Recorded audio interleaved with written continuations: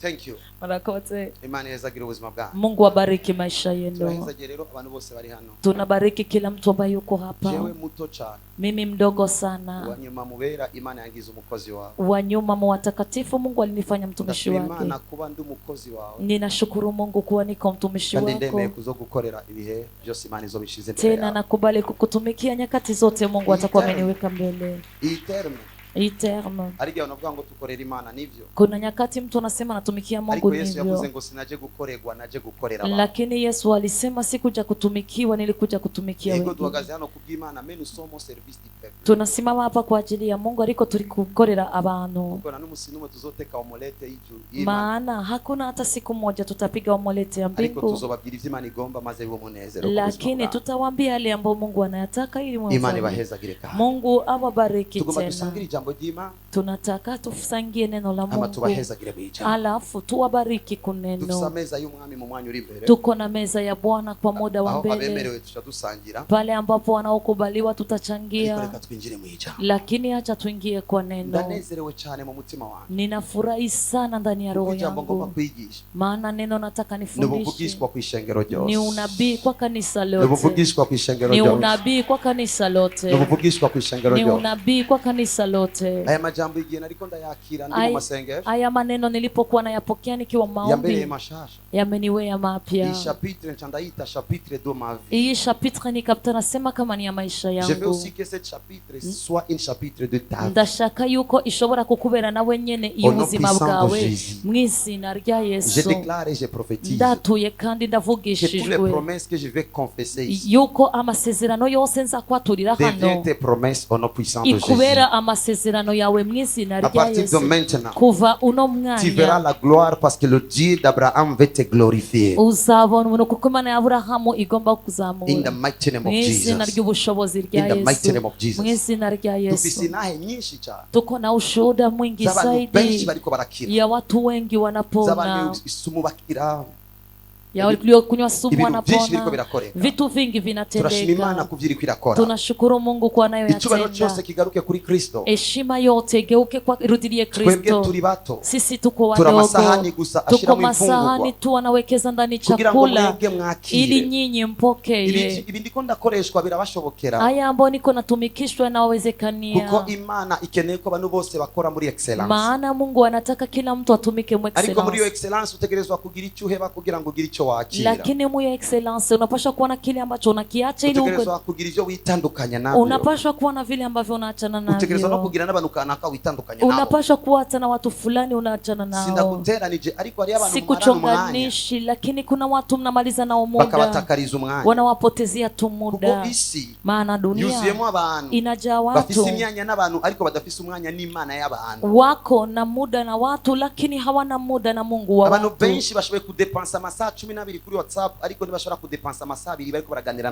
Watu wengi wanaweza kutumia masaa 12 wanazungumza na watu, lakini hawezi wakatumia saa 2 wakizungumza na Jehova. Wa Eroa kuamini, wa Elia, wa Elisa, wa Abraham. Walikuwa ni watu ambayo bali bafitani umwanya n'Imana wa Daudi. Walikuwa na heshima pale mazuri, lakini katika hizo pale nzuri waliponambia nende nyumbani kwa Bwana. Daudi ati naranezerewe cyane igihe bambwiye ngende mu ngoro kwa data. Inamaanisha mahali ambapo alikuwa nasubiria mazuri na nafasi. Ingawa uko hapa kwa maana uko presence ya Mungu. Mungu atakupa mazuri kama aliyempatia Daudi. Watu wengi sasa hawako wana experimente ubushobozi bw'Imana. Mpaka wanapoona miujiza wanasema ni ya shetani. Hano tumaze kubona impumyi zitanu zibona, right? Hapa tumeshaona vipofu 5 wakiona. Hano tumaze kubona abamugaye basiga mabekiye, right? Hapa tumeshaona viwete vikiacha bekiye. Kwa kane twabonye mama akirira ngaha TikTok. Siku ya 4 tuliona mama ameponea hapa moja kwa moja. Turabona Imana ikora ibikomeye hano. Kandi mu minota mike cyane. Musi ya 40 cyangwa 45. Uwo mwicaranye azoba ariko arashinga inahe ngaha nyene ko yakiri igitangaza. Inda kama amepokea muujiza. Ndizera cyane Yesu. Ninaamini sana Abantu Yesu. benshi baza ko twizera ibitangaza. Watu wengi wanazani tunaamini miujiza. No. Oh yeah. Twizera Imana. Tunaamini Mungu. Imana idakora ibitangaza ntayo tuzi. Alafu Mungu ambaye hafanyi muujiza hatumjui kabisa. Imana tuzi ni Imana ikora ibitangaza. Mungu ambaye tunamjua ni Mungu anayefanya miujiza. Kandi mwese murazi ko kuri ibitangaza. Tena mote mnajua kama anafanya miujiza.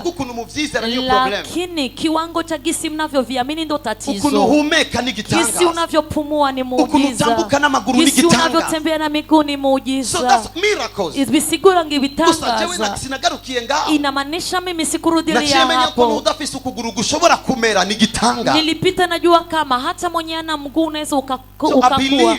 Ndizera yuko ni wavanga ya kwa ukitoka utaza kwitega ivyo ushoboye, hautasubiri yale unayaweza, kwitega ivyo Imana ishoboye mu quartier yale ambao Mungu anaweza mkartie yako. Simbayeho nitega ivyo ushoboye, siishi nikisubiria yale ambao unayaweza. Simbayeho nitega gukorerwa ikintu kubera ko konte yanje yo kinkorera, siishi nikisubiria kufanywa kitu maana account yangu inaweza ikakitenda. Mbayeho niteze gukorerwa ibintu kubera ko Imana ya Joshua ishoboye vyose. Ninaishi nikisubiria vitu kwa maana Mungu wa Joshua anaweza vyote. Muri nondwi katika hii muri nondwi Imana ya Joshua igutangaze plus de 3 fois. Imana ya Joshua igutangaze plus de 3 fois. Au nom puissant de Jésus. Ali umukozi Imana aitwa Joshua. Kuna mtumishi wa Mungu anaitwa Joshua. Yasigariwe igikorwa na Moses. Aliachiwa kazi na Moses. Ni yakoreye muri formule imene. Akutumikia katika formula ya binadamu. Yaratizuba arabwira ngo zuba burarindira mfisi ico ndiko ndakora. Alitizama jua akaambia jua kwa mnasubiri nina kile ambacho ninakifanya. Abantu bisera ni bisera ivyo bumvise bizera nibitabaho yuko Imana ishoboye kubikora. Watu wanaoamini hawaamini walivyovisikia, wanaamini na vile havijatendeka wanasema Mungu anaweza tenda. Wapendwa, ingorane nuko turi mu ishengero. Tatizo ni kuwa tuko kanisani na watu ariko abantu nyene ni bafise ukwizera. Tena hawa watu hawana kuamini. Ariko mukanya gato woza wawinjiye mu bantu bafise ukwizera. Lakini katika muda kidogo utaingia mwana waamini. Kuamini ni jambo rigufi. Ni neno fupi. Ni rigufi cyane, ni fupi zaidi. Ariko ikintu cyose gikoreka kwisi, lakini kila kitu kinachofanyika duniani kinatumikika bicie mukwizera. Ariyo kwizera Imana. Sasa kuna kuamini Mungu, ariyo kwizera umuntu, kuna kuamini mtu, ariyo kwizera ikintu, kuna kuamini kitu. Yose ni kwizera. Ayo yote ni kuamini. My Jesus. Yesu wanje. My Jesus. Yesu wanje. Astere haguruka gato. Astere simama kidogo. Urakoze. Astere ichara. Astere keti. Kuberika Astere ichara. Kwa nini ameketi? Unasema ni kwa jua najua kuketi. Yicaye neza kubera ko yizeye iyo ntebe. Aliketi vizuri maana ameamini hicho kiti. Kubera ko yizeye iyo ntebe. Maana ameamini hicho kiti. Atari kwizera iyo ntebe ni ari kuyicarako. Kama hangeamini kiti hangeketi. Oh my God.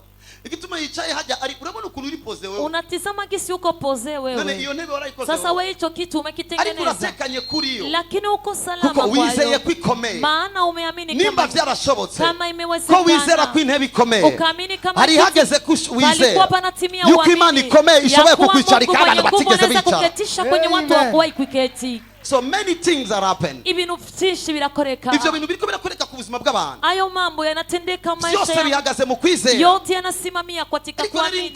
Lakini tatizo abantu baranse kwizera. Watu wamekataa kuamini. Kandi bategerezwa kwizera kugira ngo batere intambwe. Tena wanapaswa kuamini ili wapige hatua. Biblia ivuga ngo Biblia inasema ari ukwizera kunini. Kuna kuamini kukubwa. Ukwizera moyenne. Kuamini kikubwa. N'ukwizera guto. Kikadili na kuamini kudogo. Resulta y'ubuzima bwawe. Resulta ya maisha yako. Izoba nini ni wagira ukwizera kunini. Itakuwa kubwa kulingana na kuamini kukubwa. I pray in the mighty name of Jesus. Amen. Ijambo ry'Imana rigufashe kwizera vyoroshe. Likusaidie kuamini kiurahisi. Abavuze amen na imani bahe. Wanaosema amen na Mungu awape. By faith today. Kubwo kwizera uno za gusengera abagwayi bose baraza gukirira ngaha in the mighty name. Nitaombea wagonjwa wote wataponea hapa. By faith today. Kubwo kwizera. Za gusengera abafise ingorane ziraza guherera ngaha. Nitaombea wanao matatizo yataishia hapa. By faith today. Kubwo kwizera uno za gusengera abantu bashonje baraza kuva ngaha bamaze kumva makuru meza in the mighty name of Jesus. Nitaombea wanayosinja kutoka hapa habari. By faith today. Kubwo kwizera uno munsi. Za gusengera ingo zifise ingorane baraza gushika muhira vyatunganye in the mighty name of Jesus. Nitaombea zina matatizo watafika nyumbani vimekuwa sawa. Bikubera ukuvyize. Ikuwe jinsi unavyoamini. Even if Jesus na Yesu avuga ngo bikubera uko anasema vikuwaye jinsi. Baza mugenza wawe wizera gute? Unauliza liye kando yako unaamini aje? Mubwire rero ngo bikubera uko uvyize. Mwambie tena kwa nini unaviamini? Mubwire ngo bikubera uko uvyize. Mwambie vikuwaye jinsi unavyoviamini. Mubwire ngo nakubonye. Mwambie nimekuona. Uko na uoga. Bikubere nguko prophet of Jesus avyize today. Bikuwaye jinsi nabii anaviamini kwa leo. Ndizera kugiye kugura imodoka. Ninaamini kama unaenda kugura inzu. Unaenda uza nyumba. Ndizera yuko utazogwara. Ninaamini hauko gonjwa. Ndizera yuko umuroza kuroga acha arapfa. Ninaamini kama mchawi anakuroga na kufa. In the mighty name of Jesus. Zina rya Yesu. Makido makadino kazubra hadino. Lebra diko duskada. Ukwizera ni kugusaba guhagarara mu vyuzi. Kuamini havikuombi kusimama kwa yale ambayo unayajua. Kugusaba guhagarara mu vyo yakubwiye uziko bishoboka. Inakuomba kusimama katika yale alikwambia unajua kama vinaweza wezekana. Magazi mbere y'abantu. Nicho gituma nasimama mbele ya watu. Bavuga ngo Yesu arashoboye. Wanasema Yesu anaweza. Ariko bafisa makenga ko baza gufungura mu ijo. Lakini wana mashaka kama hawatakula usiku. Magazi mbere y'abantu. Ninasimama mbele ya watu. Bavuga ngo Yesu arashoboye. Wanasema Yesu anaweza. Ariko batinya ko bazogira Maria. Lakini wanauoga kama hawatafunga ndoa. Sasa wewe huyo Yesu wako anaweza. Yesu wanje ashoboye vyose. Yesu wangu anaweza yote. Ndatuye muri vyose kwa agiye kukugirira vyose ushaka. Katika yote Yesu anakufanyia yote unayotaka. Abavuze amena, let the power of the Lord work for them. Wanaosema amena reka ubushobozi bw'Imana bibakorere. Nimande bavyuva bavuga ngo bragadi bragaduza. Ozakra ide ya Mosa. Abavyuva bavuga ngo bragadia makaduza. Manzakria dekreye Mosa. Nduguru imiryango yari yugawe ku buzima bwawe. Ninafungua milango ilikuwa imefungwa kwa maisha yako. In the mighty name of Jesus. Hallelujah. Come on, prophet. Hallelujah. Amen. Okay, now.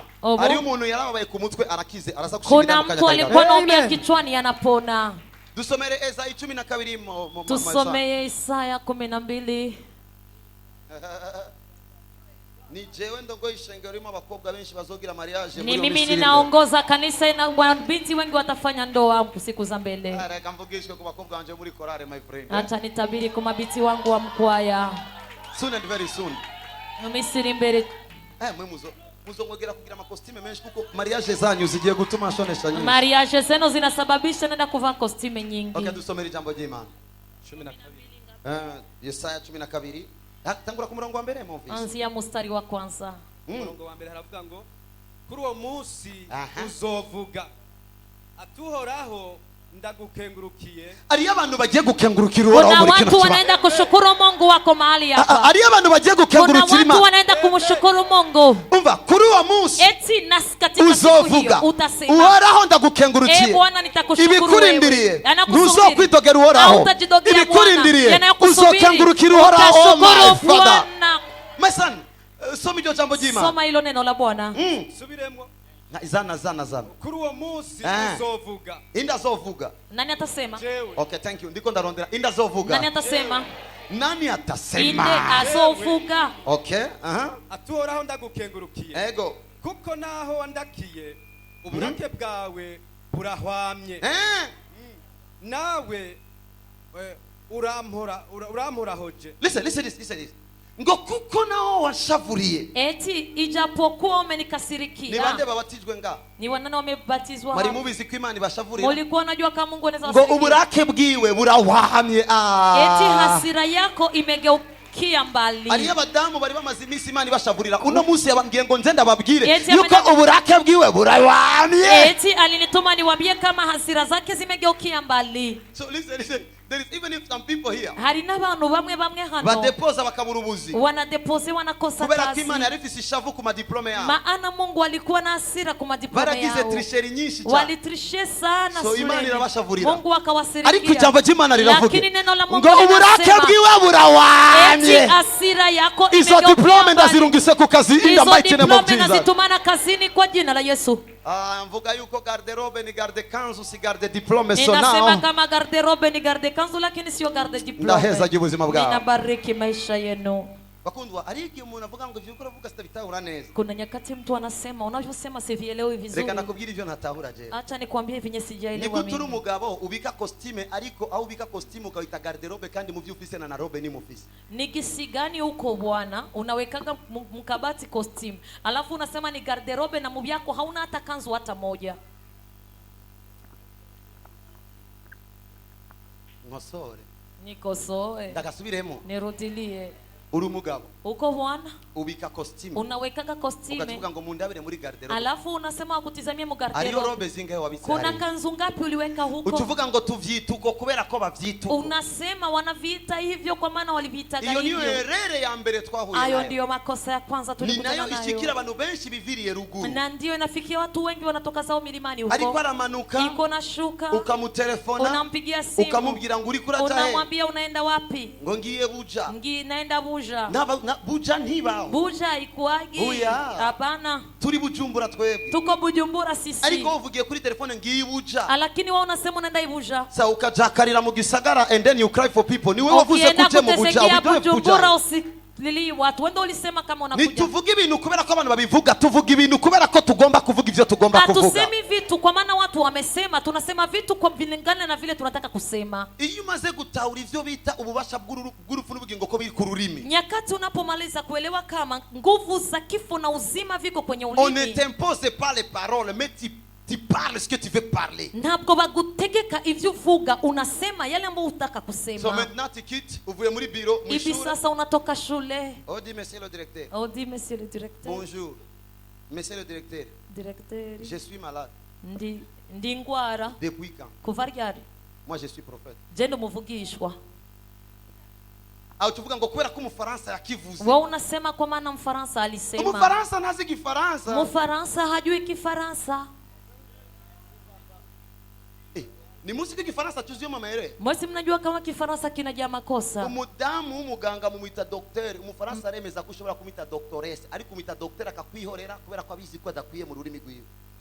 Mama mganga unamuita daktari, Mfaransa nakubali hivyo hivyo maana anajua kama haenei katika lugha yake. Narinje kugira ngo utahure. Nilikuja ili uelewe. Itimani kubwiye no musi niki. Kile Mungu uburake yarifise kuri wewe burawamye. Eti hasira alikuwa nayo kwako imegeukia mbali.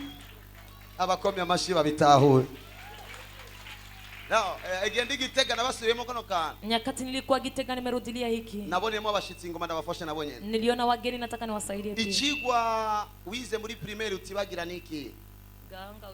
Gahanga wishwe? Niki. Let me show you it again. Reka ndabereke ka. Mu gitabo bandise Gahanga. Katika kitabu wanaandika Gahanga. Urenganye sindamuzi zina. Aliyopita simjui jina. Petetre itwa Kagabo. Inawezekana anaitwa Kagabo. Ahuye na Gahanga. Anakutana na Gahanga. Cha kwanza. Baejeje kuinforma yuko imizimu ivuga. Wanamaliza kukubalisha kama mizimu inasema. Kuva uri muri 3e primaire. Toka ukiwa 3e primary. Uramubajije Gahanga. Unamuuliza Gahanga. Gahanga wishwe nini? Gahanga umekufishwa na nini? Wamubajije zina. Ulimuuliza jina. Aliko Gahanga. Lakini Gahanga. Niyabwiye Kagabo. Akumwambia Kagabo. Ngo Kagabo. Eti Kagabo. Ariko wewe. Lakini wewe. Uzokwitwa na kalimi kao. Utakufa na ulimi wako. Gahanga. Gahanga.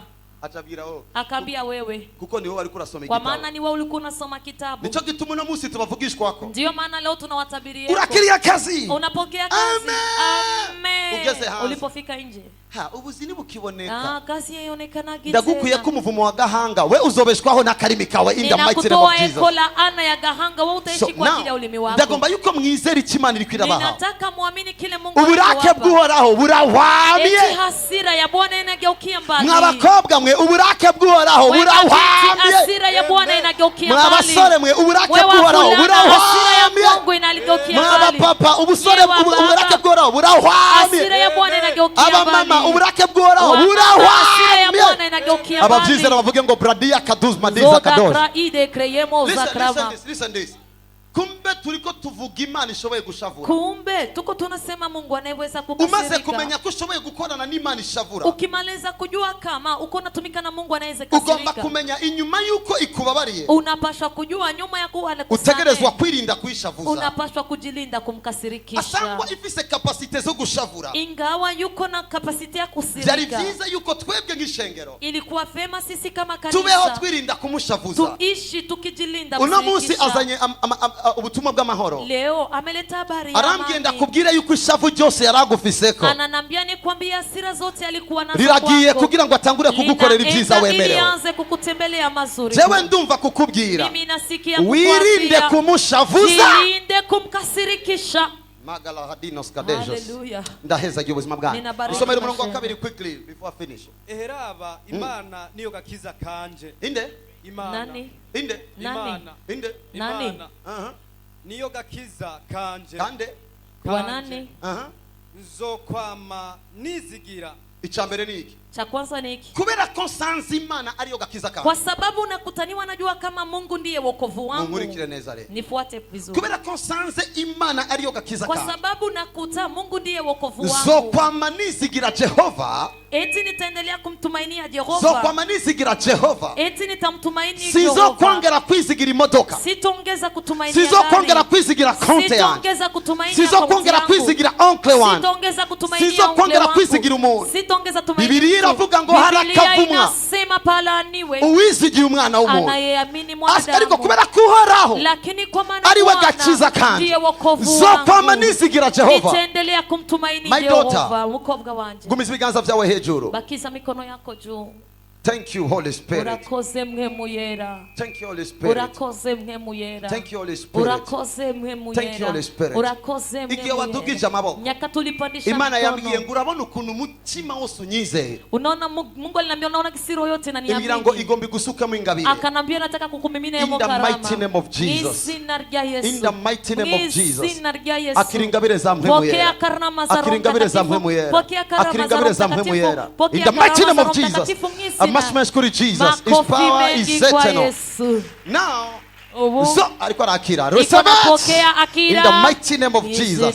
Because of what? Kubera kuhoraho ariwe gakiza kwa maana Mungu Bwana ndiye wokovu wangu. Nigeze kwizigira ico narindi kera. Niliwahi kuamini kile nimekuwa zamani. Nigeze kwizigira abafumu twakoranye kera. Niliwahi kuamini wafumu tulitumika nao. Nigeze kwizigira amakaburi nigeze kujako kera. Niliwahi kuamini makaburi nilikuwa zamani. Ariko maze guhura na Kristo. Naciye managura abo nigeze kwizigira nangura kwizigira ukwiye kwizigirwa kuko arashoboye. Nilipita na futa ile ambao niliwaamini nikaanza kuamini mwenapaswa kuamini kama naweza. Nabwiye abana batije mu gitondo. Niliwaambia niliwabatiza. Murahiriwe cyane gukurikira Imana nsenga. Muko na heri sana kufuata. Kuko ndigicapo cha birashoboka. Maana niko picha yanayowezekana. Ndigicapo cha birashoboka. Niko picha vinavyowezekana. Nari musambanyi yagendera mu musambanyi. Ariko maze kumenyana na Kristo iyo nyota y'ivyaha irarangira. Lakini nilipotembea na Kristo kiu cha dhambi. Nakuze ndi umwana w'imfuvyi nafise icyo fungura. Ariko nshoboye kugaburira abantu ushaka uno munsi kubera ko Imana yangiriye neza. Lakini naweza nikalisha. Ndatuye mu izina rya Yesu. Yuko Imana twizera. Mungu tuliyemwamini. Itazokwigera Imana maza Cedric in the mighty name of Jesus. Yuko Imana twizera. Itazokwigera Imana maza Rodrigue in the mighty name of Jesus. Yuko Imana twizera. Igiye kukwiyereka by fire. Oh my God. Oh mana yanje. Biblia ivuga ngo Biblia inasema umuvyeyi arashobora guheba uruhinja yavyaye. Mzazi anaweza kacha mtoto aliyezaa. Ariko Uhoraho ntashobora guheba abantu biwe. Lakini Bwana hawezi acha watu wake hivi na nyakati za milele. Muri Biblia baravuga. Biblia inasema naho data na mama bona. Eti hata baba naho data na mama bona. Hata baba na mama wakiniacha. Naho oncle na onkline bona. Hata mjomba na mjomba wakiniacha. Oh my God. Uhoraho azonyitorera. Ndabonye abantu benshi bagiye gutogwa n'Uhoraho in the mighty name of Jesus. Wanaenda kuokotwa na Bwana. Ni kenshi wizeye abantu. Ni mara nyingi uliamini watu. Ariko nacho bakumariye. Lakini hawakukuea wasamani iyi wiki. Genda wizere Imana ya Joshua. Joshua igona dumo. Mungu wa Joshua atatenda mengi zaidi. My son. I'm going to finish. Ngo sintinye kuko Uhoraho Yehova ariwe ngomezi zanje. Ariki? Ni nini? Ariki? Ngomezi zanje. Ariki? Ngomezi zanje. Mbega magaze mbele y'abakomeye. Ninasimama mbele ya wenye nguvu. Ukivuga ngo sinkomeye. Unasema mimi sina nguvu. Ndakomeye cyane.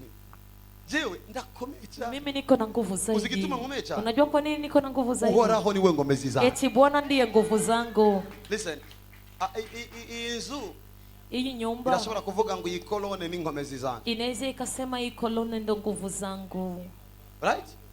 Biratahuritse. Inaelewa. Ngo iyi kolone ni ngomezi zangu. Inaweza sema iyi kolone ni nguvu zangu. Asangwa inzu itagwa kubera ko ifise ngomezi zitwa kolone, ndizera kutazokwigerugwa kubera ko ifise ngomezi zitwa Jehova. Ingawa hii nyumba haiwezi ikaanguka kwa maana iko na nguvu inaitwa kolone, inamaanisha na wewe hauwezi ukaanguka maana uko na nguvu inaitwa Jehova. Kimwe nagiye gukora igikorani bugendana. Nyakati moja nimeenda kufanya mkutano bugendana. Nilipomaliza fundisha nikarudi nyumbani. Mwijoro usiku ndategwa cyane. nikapiganishwa zaidi.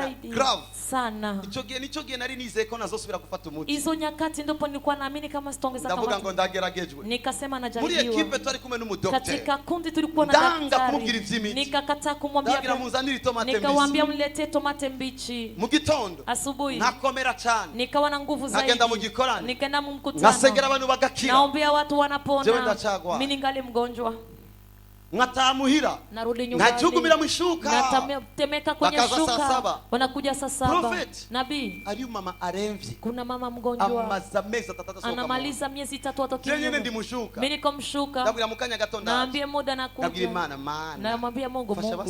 So nisaidie nitoke. Nguvu dukomeze. Nasikia tu nguvu. Kachagenda muri yo zyo mama. Naenda mnyumba ya huyo mama. Ngavugishwa. Natabiri. Ndabwira mama mperekeza. Naambia mama nisindikize. Amerekeza alikuwa arakoma induru. Ananishindikiza. Sinigeze soka. Sikuwahi kutoka. We alikuwa arasimba. Anaruka. Ngenda buhoro niyengenga kuko narinde. Pole pole kwa maana nilikuwa mgonjwa zaidi. Ingome ziziwe. Nguvu zake. Yabonye yuko zifise kubera kwa kize. Aliona kama nazo. Ingome zizanje nari ndazifise nigiye ntakize kuko ingome zizanje zo nizigwara na umubiri wanje wari wateo. Nguvu zangu nilikuwa nazo hata nyakati nilikuwa mgonjwa maana nguvu zangu hazipiganishwi hata mwili ukipiganishwa. Abisigira Imana nibabivuga kubera ivyo babonye babivuga kubera ivy'Imaniri. Wanaoamini Mungu hawamwamini kwa ajili ya vile wanaona lakini kwa ajili ya vile Mungu yuko. Naba munzu sabindaro. Nilikuwa naishi mnyumba nikiomba ndaro. Ningoko iterera magi mu cyumba mbamo. Na kuku inatupa mayai mchumba na lala. Ariko igihe cyose mvyutse. Lakini ngashira ukuguru hasi. Natia mgochi. Navuga ngo l'homme le plus riche de la planète. Nilikuwa nasema umugabo atunze cyane. Na cumi yo gufungura nari mfise. Nilikuwa sina hata 10. Icyari kindi ndiriye ni kinga ya taxi velo. Chenye kilikuwa kinasubiri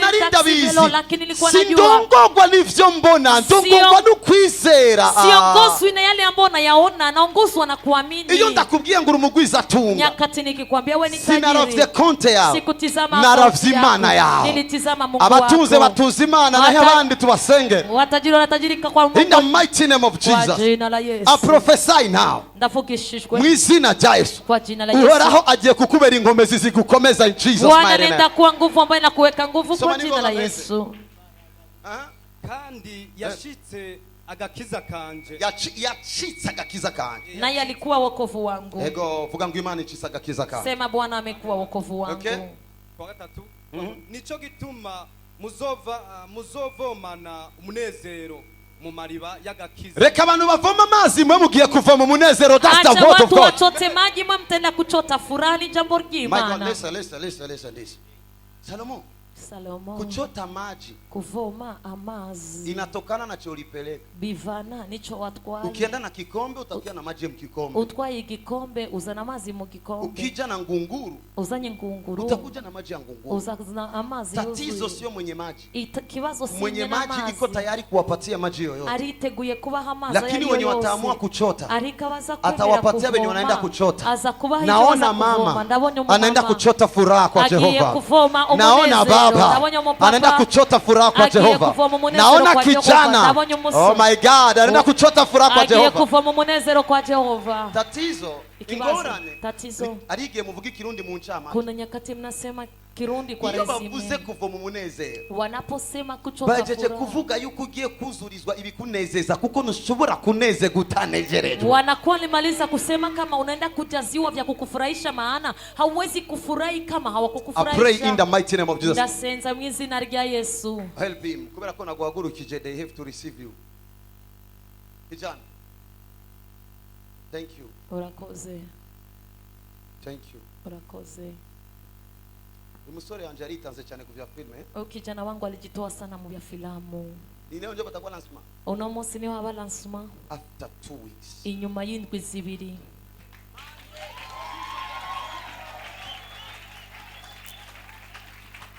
Ivyo wasezeraniwa. Yale ambayo uliahidiwa. Zinshi ugiye kubifatisha maso. Mengi unaenda kuyafanya. In the mighty name of Jesus. I bless you in Jesus mighty name. Listen. Go bazovo mu munezero. Eti watachota furaha. Ndaguye ikibanza kugira ngo wuzuze byinshi in the mighty name of Jesus. Ninapanua nafasi ili ujaze vingi kwa jina la Yesu. Mandra adizo kadesh kadena hadus. Hallelujah. Magizeni za kwicara gutya. Mulifaa vizuri kuketi hivi. Sasa vraiment bon. Hivi ni vyiza. Imana igiye kubanezereza. Mungu anaenda kuwafurahisha. Kuko uburake bwiwe. Maana hasira zake ameziweka mbali. yawamitse uburake bwiwe, arirengagije ivyahariye, abahaye second opportunity. Vous allez expérimenter ce qu'on appelle l'argent qui vient de l'Éternel. Muraza kunezererwa ico bita amafaranga avuye ku Mwana.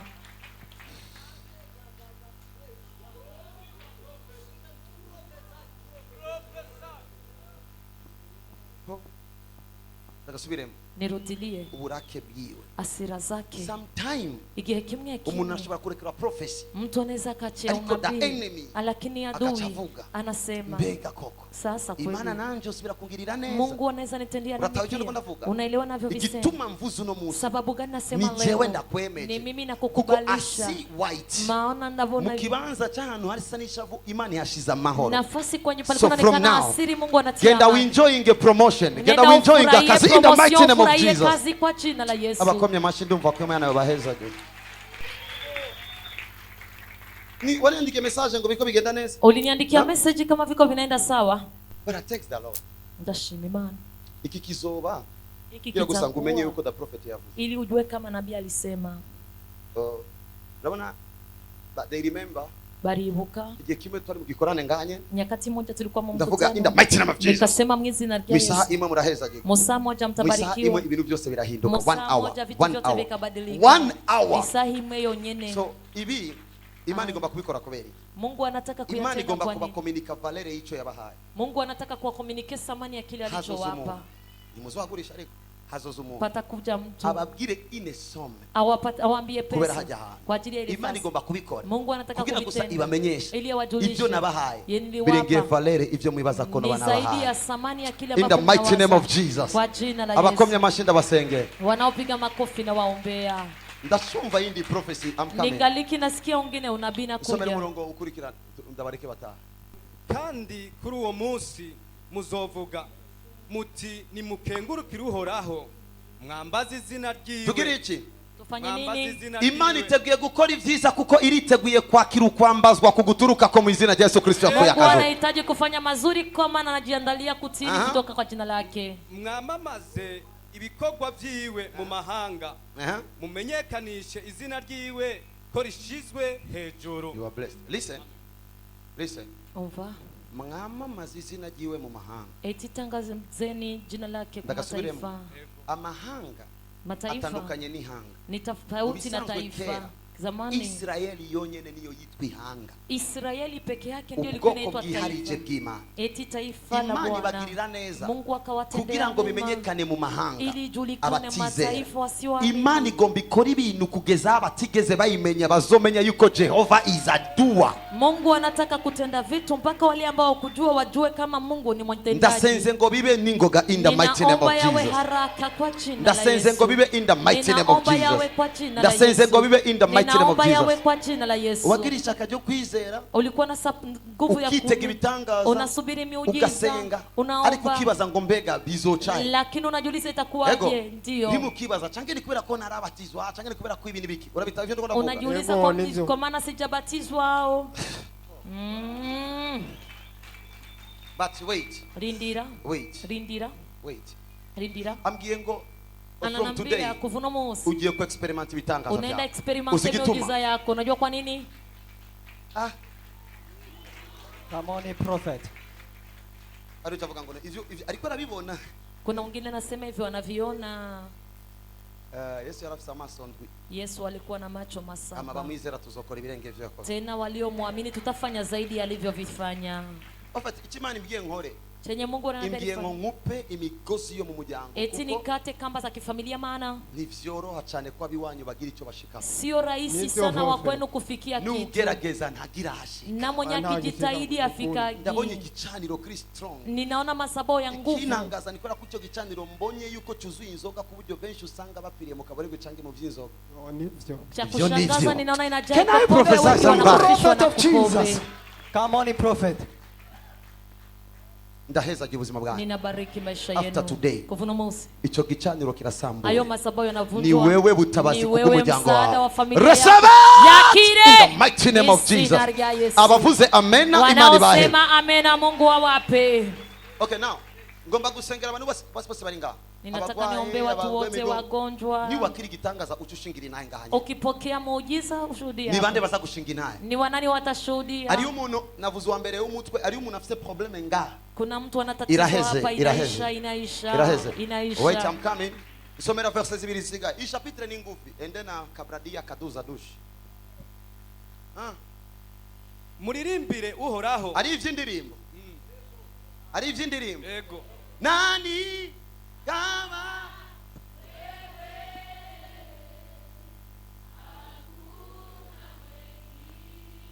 wapi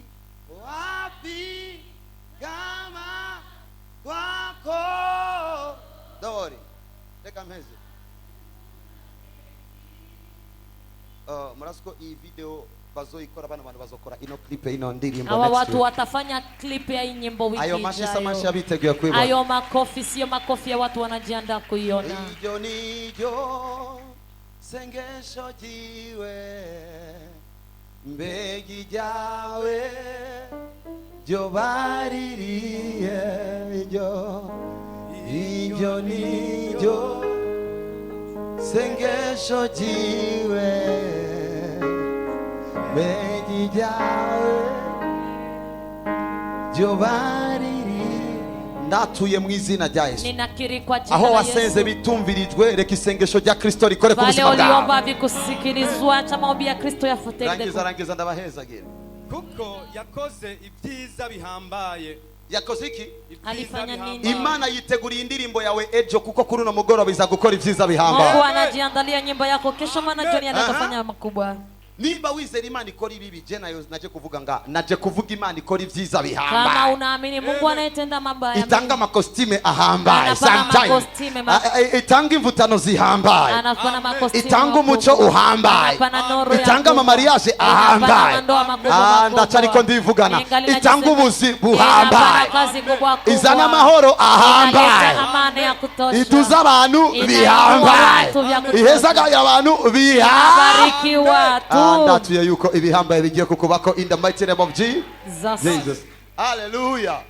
Aje yarampaye ibihambaye serious. Mimi amenipatia vikubwa kikweli. Murakoze. Asante. Ndaheza ubuzima bwanyu. Ninabariki maisha yenu. Soma duheze kugira ngo ivyo ni byamamare mu isi yose. Bigira iki? Ni byamamare mu isi yose. Si Imana igiye kwamamara, ni bikorwa Imana igiye kugukorera bigiye kwamamara. Hama Imana ico yamamara kubera ivyo bikorwa. Sio mimi ambaye naenda kujulikana, lakini ni kazi ambazo Mungu anaenda kukutendea zinaenda kujulikana dunia nzima. So, let me talk to them. Si Imana igiye kwamamara. Eti sio Mungu anaenda kujulikana. Ni bikorwa Imana igomba gukora ku buzima bwawe. Lakini ni kazi Mungu anataka tenda maisha yako. Bigiye kwamamara kugira ngo Imana yamamare. Abavyakire bavuge ngo yeah. Umunsi yankoreye mariage. Siku alinifanyia ndoa. Yakoze mariage yamamaye kugira ngo yamamare. Alifanya ndoa ambayo inajulikana ili aweze kujulikana siku ya leo. Niza kwiyamamaza biciye kuzuba, igiye kwiyamamaza biciye kukaziguha. Hata julikana kupitia jua na igiye kwiyamamaza biciye ku muzu wambara. Kupitia kuwa unayoiva. Igiye kwiyamamaza biciye ku portefeuille. Abariko baravuga amen ndiko ndabarondera. Imana igiye kwiyamamaza kugice mu vyizi igiye kugukorera. Mungu anaenda julikana kupitia Imana igiye kwiyamamaza biciye ku ngabiri igiye kuguha. Imana igiye kwiyamamaza biciye ku modoka igiye kuguha. Imana igiye kwiyamamaza biciye mu kugororoka ugiye kugenderamo mu izina rya Yesu. Imana igiye kwamamara biciye ku nzu ugiye kubaka in the mighty name of Jesus. Ndiko ndumva ngo bose bazobibona. Bamaze kubibona batangare, bamaze gutangara biyumvire, bajeje kwiyumvira basange wewe na vyinshi ufise, batanguye kwibaza ibibazo ngo mbega vyakunze gute, mbega vyagenze gute, mbega vyashobotse gute, mbega vyavuye ntara y'umuryango wa Yuda, ntara y'umuryango wa Yuda. Ndiko ndumva ijambo Nehemiya yavuze, niko nasikia neno Nehemiya Imana yo mwijuru nizotuma bikunda. Eti Mungu wa mbinguni ndio anasababisha viwezekane. Sinavuze tantine. Sikusema tantine. Navuze ngo Imana yo mwijuru nizotuma bikunda. Sinavuze oncle. Sikusema mjomba. My son, ni Imana yo mwijuru igiye gutuma bikunda. Ni Imana yo mwijuru igiye gutuma. In the mighty name of Jesus. Iyo sida ikurimwo Imana yo mwijuru irayisibanganije. Mungu wa mbinguni anaivuta. Now I pray. Iyo ngwara imaze imisi kubabaza umugongo Imana yo mwijuru iragukijije. Mungu anakuponya. Am I talking to someone here? Ndashobora kuvugana n'umuntu. Ndacariko ndavugana n'umuntu. Ingali nazungumza na iyo mtu. hepatite kurimo Imana yo mwijuru niyitumye bikunda. Iyo hepatite iko ndani yako Mungu wa mbinguni. Wacha chumbagira Imana yo mwijuru niyitumye bikunda. Mungu wa mbinguni ndio anasababisha inawezekana. Ufise ugutwi kutumva neza. Mwenye anasikiwa mukanya gato ugiye kumva neza. Imana yo mwijuru niyitumye bikunda. Ndio anaenda sababisha iwezekane. Ufise amaso ariko adashobora gusoma kuri Bibiliya. Mwenye yuko na macho lakini hawezi soma. Imana yo mwijuru niyigiye gutuma bikunda. Mungu wa mbinguni ndio anaenda sababisha. Imana yo mwijuru niyigiye gutuma bikunda. Ndio anaenda sababisha iwezekane. Umazimisa afise ubwoba. Anayemaliza siku na Imana yo mwijuru niyitumye bikunda. Ndio anasababisha iwezekane. Umukobwa yacerewe kugira mariage. Binti amechelewa Imana yo mwijuru niyitumye bikunda. Mungu wa mbinguni ndio anasababisha iwezekane. Anayemaliza siku wana kazi. Imana yo mwijuru niyitumye bikunda. Mungu wa mbinguni ndio anasababisha iwezekane. Ari umuntu amazimisi baramenyo. Kuna mtu anamaliza siku. Imana yo mwijuru niyitumye bikunda. Mungu wa mbinguni ndio anasababisha iwezekane. Anasababisha iwezekane. Ari umuntu amasigiye ababara ku kiganza cy'iburyo. Kuna mtu anamaliza siku anaumia mkono kulia. Imana yo mwijuru niyitumye bikunda. Mungu wa mbinguni ndio anasababisha iwezekane. Oh my God. Imana yo mwijuru niyitumye bikunda. Mungu wa mbinguni ndio anasababisha iwezekane. Nasikia sauti yananiranye. Vilivyoshindikana. Agiye kubigukorera vyoroshe. Kutendea kiurahisi. Ivyari vyananiranye. Agiye kubigukorera vyoroshe. Anaenda kubikutendea kiurahisi. Kuwa kabiri bazoguhamagara. Siku ya pili watakuita. Kuwa kabiri bazoguhamagara. Siku ya pili watakuita. Kuwa kabiri bazoguhamagara. Siku ya pili watakuita. Kuwa kabiri bazoguhamagara. Siku ya pili watakuita. Bakubwire ngo alo. Wakwambie alo. Vile vitu vinapita. Vile vitu vinapita. Vile vitu vinapita. Imana yo mwijuru. Mungu wa mbinguni. Nisotuma bikunda. Imana yo mwijuru. Mungu wa mbinguni. Nisotuma bikunda. Atasababisha iwezekane. Anayegonjwa estoma. Arakize in the mighty name of Jesus. Anapona kwa jina la Yesu. Arakize in the mighty name of Jesus. Anapona kwa jina la Yesu. Ivyo nibibaye kubera jewe bibaye kubera ko Imana ari Imana. Kwa ajili yangu lakini kwa maana Mungu ni Mungu tu. Yambwiye ngo icyo uzosaba cyose mu izina ryanje Joshua. Aliniambia kile utakachoomba kwa jina langu Joshua utakipewa. Ndasavye ngo abagwayi bose bakire. Ninaomba wagonjwa wote ndasavye ngo abamugaye bose bamugurutse. Ninaomba viwete vyote wawe salama. Ndasavye ngo abanyabwoba bose bakire amahoro. Ndasavye ngo abacugumira bose batekane. Ndasavye abafise amadeni bose bayarihe. Ndasavye ngo abadafise ubuzima buronke. Wenye wanakazi wapate kwa jina. Kwa jina. Ubabara umugongo arakize. Anayeumia mgongo anapona. Igihe yambwiye yuko agomba kubikora gihuti. Nyakati aliniambia kanda kutumika haraka. Thank you. Umugabo aramufashe kugira ngo ntavavunika. So aguruka. Igihe yambwiye ko agiye kubikora gihuti. Nyakati aliniambia ndakubifanya haraka. Yambwiye ngo ngomba ndakwemeze Joshua. Aliniambia atakari kukubalisha Joshua. Oh my God. Can I zoom for somebody now? Holy prophet of Jesus. That's you in the mighty name of Jesus. Kwa jina la Yesu. Yuko kintu cyose cyaje kibabaza umubiri wawe. Kitu chote kilikuja kinaumiza maisha yako kinakuachia. Kinakuachia. In fact, kugira ngo umenye kukuvugana nawe. Ili ujue kama nasema nawe. Mazimisi umva hano. Unamaliza siku unasikia hapa panaumia. Iyo ni sinye gusa. Iyo ni sinye peke yake. Kaba. Iyo ni sinye gusa niko bimeze. Iyo ni sinye ndivyo ilivyo. So iyo ni sinye yambwiye kugira ngo umenye ko ari we ndiko ndakubwira. Mubaze amazimisi abaranga. You receive your miracle. You receive your Brakatena Mambra ado ndaguha yuruhusha kuwa kabiri wewe uringa genda wipimishe diabete bagupimye utuzanira resulta in the mighty name of Jesus. Izina ry'ubushobozi rya Yesu. Ni wewe nabwiye wipimi ni wewe waje kumbwira kugwa iki. Ni wewe uliniambia unaumwa nini? Hepatite B. Walugwa iki? Hepatite B nakubwiye iki? Wambariye ngo irakize ngo uragenda wipimishe bagwa resulta ngo uzocutsumbarire. Narakubwiye ngo usanze udakize? Uzocutsumbarire uzocutsumbarire amacenda genda cesanga na hepatite. Nakubwiye ngo bakubwiye yuko ukigwaye iyo mana senga. Iyo mana nsenga ngo izo atari yo amacho cyamba. Ibaza umuntu abwira umuntu afise resulta hepatite akambwira ngo genda bagupime ukagaruka ufise hepatite. ari ibintu ngiye kuzuza ndababwira kuna vitu naenda kwa kuambia gacha niyugara nandi mezi abiri kugira ngo ndabe neza yuko ngiri ku rutonde kama havikui najifungania miezi ndavuze muri no ndwi murakiri ibitangaza in the mighty name of Jesus mtapokea miujiza kwa jina la Yesu makadeya bakadozuma kadomuza agiye kukunezeza uko niko Jehova avuze my father is saying some things about you labra dibra adea there is a strong special blessing.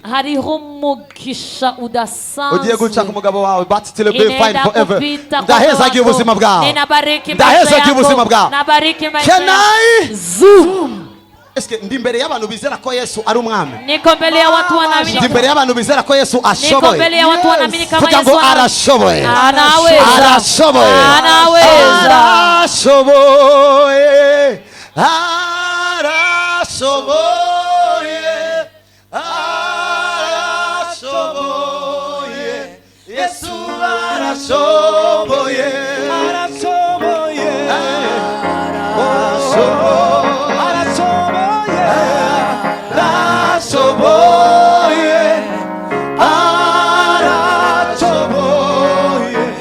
Yesu arashoboye. I bless you in the mighty name of Jesus.